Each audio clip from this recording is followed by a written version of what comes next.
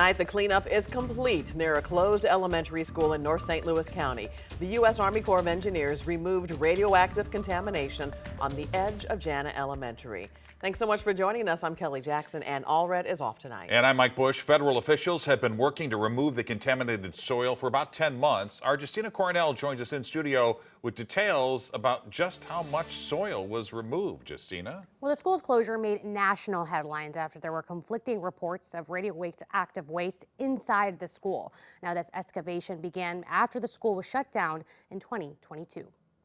This just means that a very small section of a 14-mile creek they are actively remediating is a little safer. Former Jana PTA president Ashley Burnall looks at an empty school, a place once crowded with kids. The Jana Elementary school sign is now down, and the U.S. Army Corps of Engineers signage is up. The North St. Louis County school shut down in 2022, and the U.S. Army Corps said there was low level of radioactive contamination on the banks of the creek, which is on the edge of Jana Elementary's property boundary.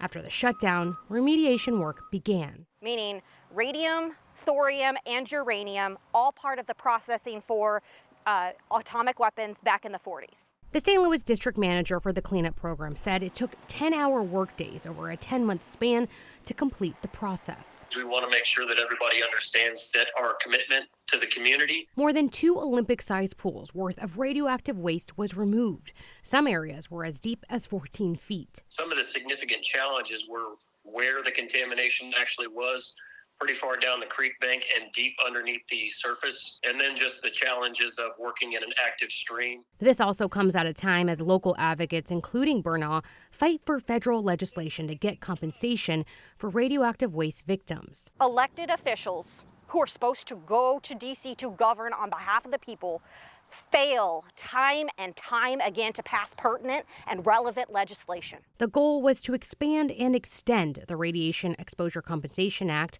and include parts of the St. Louis region. But the program expires Friday. And I think there is a coordinated effort to downplay the suffering of Americans at the hands of the government rather than to take accountability and responsibility. Just about an hour ago, we've learned several lawmakers, including Congresswoman Cori Bush and Ann Wagner, are introducing a bipartisan amendment to the National Defense Authorization Act. This would try to extend and expand RECA, the program that compensates victims of radioactive waste.